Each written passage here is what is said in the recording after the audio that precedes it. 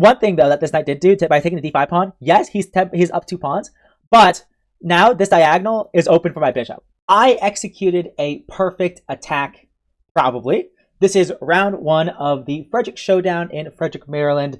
And I had the white pieces playing against a 1400 in the first round. It's one big mosh pit.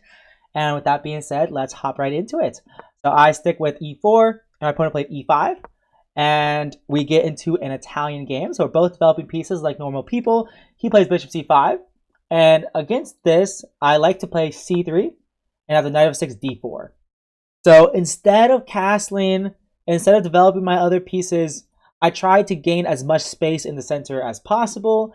And both black and white need to know what they're doing. Like it's like whenever I'm talking to more beginner people, like this can be really tricky to play against if you're playing black. And I'm just like, I don't even know how to explain it to beginners. It's like, okay, you know, like when someone puts 2 pawns in the center, you usually want to take it. And you kind of need to know a bit of theory. Like I try to avoid telling beginners to learn theory, but in a position like this, like if they're going to play e5, they kind of have to know. Anyways, that's besides the point. My opponent does take. I play bishop before check. And this is a gambit line. There's different ways to play. There's bishop d2, knight c3. I play the least common move, which is knight d2, knight bd2. I don't know if it's the least common move or not, but it's seen much less than knight c3 and bishop d2. And the point is that I am allowing black to take on e4. I think I've had games that I've covered on this channel in this opening, and I always find it awesome when my opponent takes on e4 because now I play d5. So they took a pawn, but now I'm forcing their knight to move, so I'm gaining time, gaining tempo, or tempi, plural. And yeah, I find it a very fun, aggressive way to play. He decides to actually take on d2, and then take on d2 again, and then play knight e7. In an online game once, my opponent played like queen e7 check, and this opening can get so much fun because you just play king d2. It's freaking awesome, and the idea is the knight has nowhere to go. And if you try to play queen c5 to because like right now like this knight is basically trapped, and if you go backwards, then rook e1. So the idea to play king d1 here is freaking awesome. And anyways, I've played this in an online game. But my opponent goes knight e7, and I castle queenside. So a super aggressive setup, very, very aggressive setup. And this is what I'm very proud of in this game, is just like executing an attack from an aggressive setup. Like choose your opening and attack. Like I think I did that pretty well here. My opponent castled, and usually they play d6 first.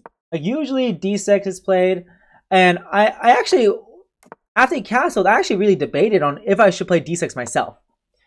Like usually that's a good rule of thumb in a position like this, is that like if I can double up his pawns and make it hard for him to develop this piece, that could be pretty good. In this case though, if I just play h4 after doubling up his pawns, you could play d5, and I just like, I wasn't super convinced. I mean, I could take, and like I don't think this is bad for me. Like he's probably going to lose this pawn, but like why am I like giving him easy play? So I thought about doubling up his pawns by playing d6, but I thought, nah, I'm not going to spend it. I'm just going to play simple. Like this tournament is game in 30, increment 5. So a relatively fast time control for regular rated games of chess, so classical rated. So like I play a lot of game in 90 tournaments. This is a game in 30, so this is very quick, so gotta be careful. So I play h4, h5, and h6. I'm gonna instant rewind here. h4, I'm flinging the kitchen sink. I'm as developed as I could possibly be with my pieces, so now it's time to use my pawns to attack. And he's got his lone king over there, might as well attack him. So he plays d6, opening up his bishop to develop, and I play h5. And I was really expecting him to play h6 to stop my h-pawn advance. Like I think black needs to respect white's pawn advances. But then I'm probably going to go to rook here, and I'm going to try to launch this pawn too, and I'm going to try to open up his king. That's the idea. But instead, he wants to prioritize putting his bishop on f5 to cut off my king from going to safety. So he's kind of thinking aggressively himself. Like in an ideal world, if you give black like 3 moves, like they might play like a c6 and like queen c7 and maybe open up the c file. Like if this c pawn disappeared, black would probably be winning because the king is cut off and naked. But luckily, the c pawn is here, so I don't really have to worry about it. But more than that, more than the fact that black's attack is slow because of the c pawn, more than that, my attack is very fast. If that makes sense. Like I play h6 and it's already really tough. I was expecting to play g6, but if you play g6, then I can probably, I think I was planning to play knight h4, and his bishop cannot stay on this diagonal anymore. And I'm probably gonna go queen d4.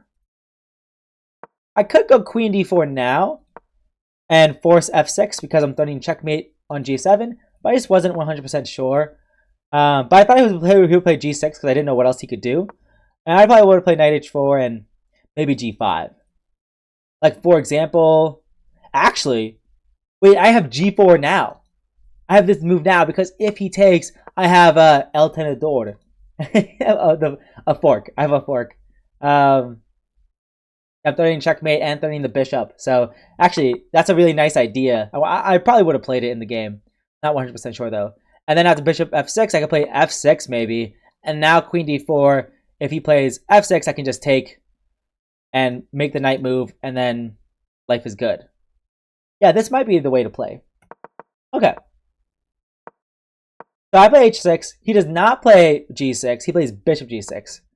And I think this is one of my first thinks of the game.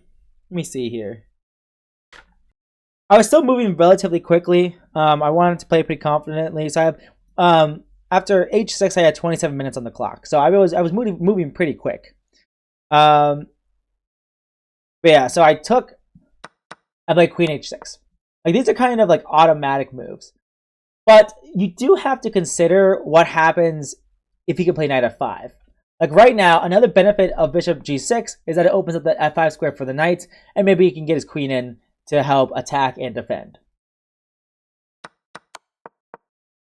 So knight f5 is a really annoying idea for him. It just gets his pieces active, and he gains time because I'm forced to move my queen. So that's why I played g4, preventing him from playing knight f5. And the main thing I had to consider was f5. f5 here. And I decided that I would be okay in this position. Because I think after f5, I think I probably would have played knight g5. Yes, I'm threatening a fork. And I'm threatening h7. And if you take, I could probably just take on h7, most likely. Although I can honestly also just fork as well. And I'm threatening the queen, and I'm threatening checkmate. So this is probably better. So I played g4, and now he played queen d7, attacking g4. I really wanted to make knight g5 work. I thought for a long time in this position, because I really want to make knight g5 work. But after queen takes g4 and knight takes h7, I'm breaking through on the king side, but I lose my bishop on c4 with a check, and my king's out in the center. And like, why am I doing this? Why is my king in the center? Why? Like, I'm breaking through on the king side, but like at what cost though? And also, I guess if he does play knight f5 at any moment, I do have checkmate. So this could still be winning for me, but why do that? That seems too complicated. There's too much room for error in that position. So that's why after queen d7, I just played bishop d3. So now if he takes on g4, my bishop is hanging on c4. And if he does that, now I can play bishop takes g6. And if he takes with anything except for the queen, I have checkmate. And if he takes with the queen, then I pin his queen. I pin his queen to his king. Oh, that's what I'm trying to say. So I thought that was pretty good. Yeah, I thought bishop d3 was pretty good. And then he played f5. And I was like, okay, well, I stuck with my original plan to play knight g5. If he plays f5, but now knight e6 is not a threat of a fork, but it's still good enough. He plays knight takes d5 though, which is kind of crazy. But I realized that he has a very nasty idea. At first, I thought, okay, well, I'm just gonna take, and after he takes, I'm gonna take, and after he takes, you know, I might be able to just take on d5 here, because if he takes with the queen, then I checkmate him. So I thought, okay, great, like this position is completely winning. And of course, if you take with the rook, what was I thinking? If you take with the rook, I could probably just take here probably. I forgot exactly what I was thinking, but I knew I would be okay. So that's why I was like, okay, well, I think I'm winning. And then I realized, oh my gosh, his idea is to take back with the rook. That's his idea, giving up the exchange. But if I take it, he takes back with his queen. His h7 pawn is guarded, and now he has a deadly attack on me. And I was like, whoa, like this does not look good. This does not look good for me at all. So I was like, so after he played knight takes d5, I was like, looks a bit scary.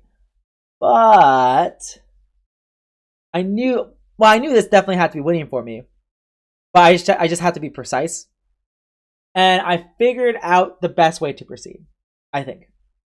And one thing, though, that this knight did do by taking the d5 pawn, yes, he's up 2 pawns, but now this diagonal is open for my bishop.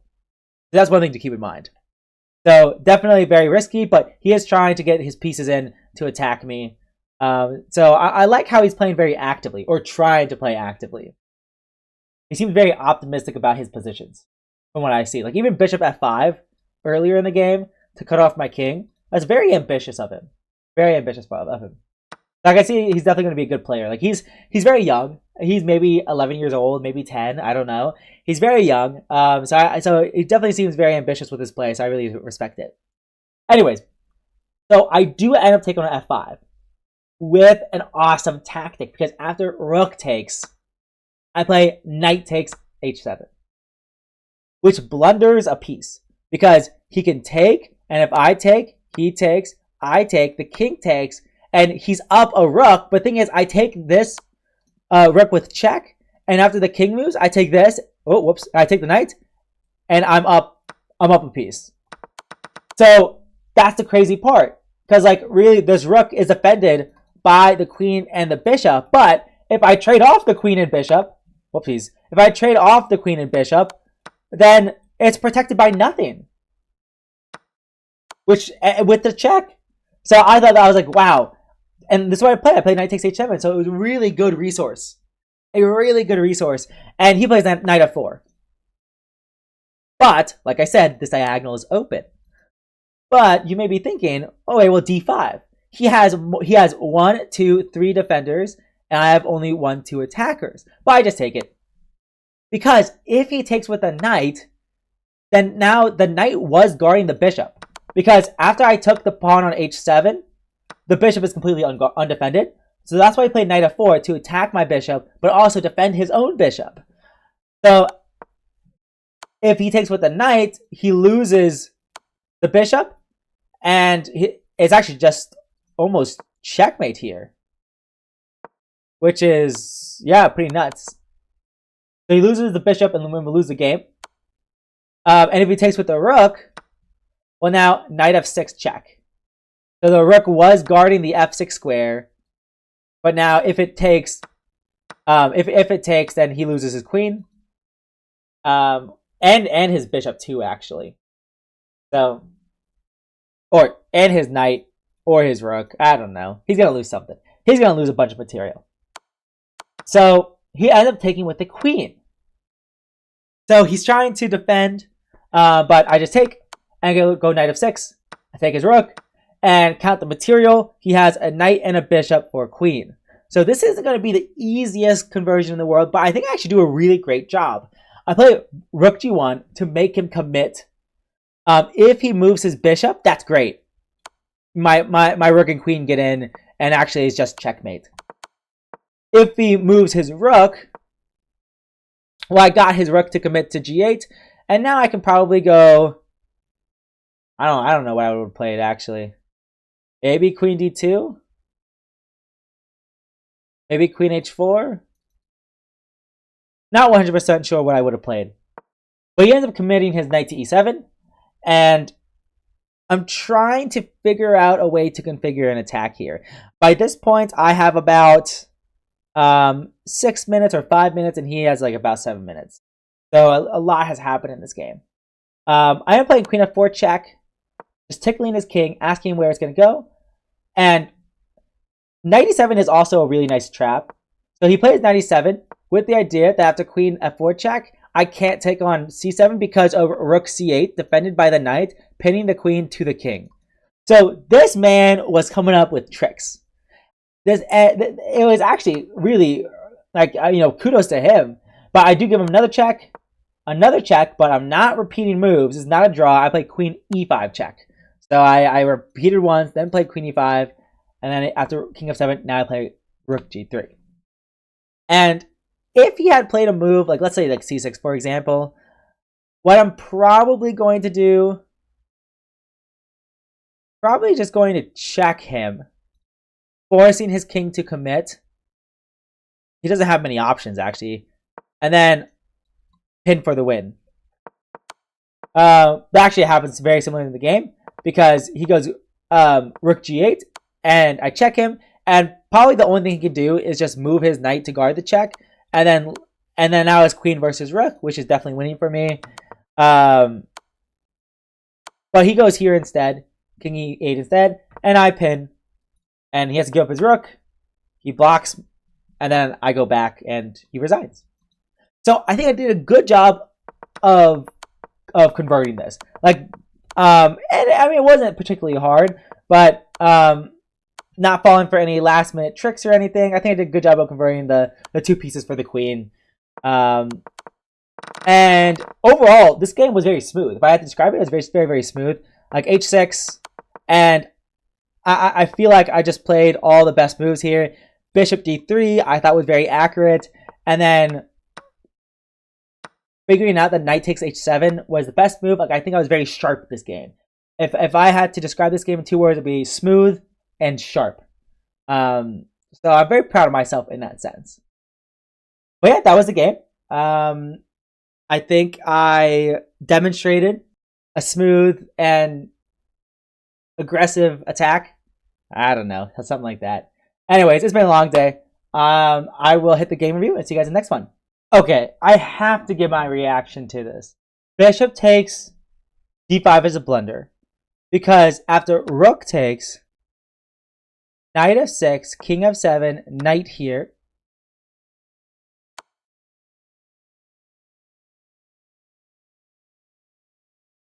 That's crazy. So it's zeros. So it's equal. Because at the king f7, I'm supposed to sacrifice my queen for the bishop.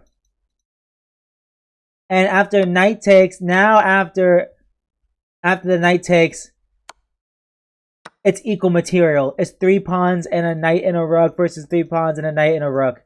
That's freaking crazy. Okay, next moment. g4 was not the best move. Knight h4 was the best move.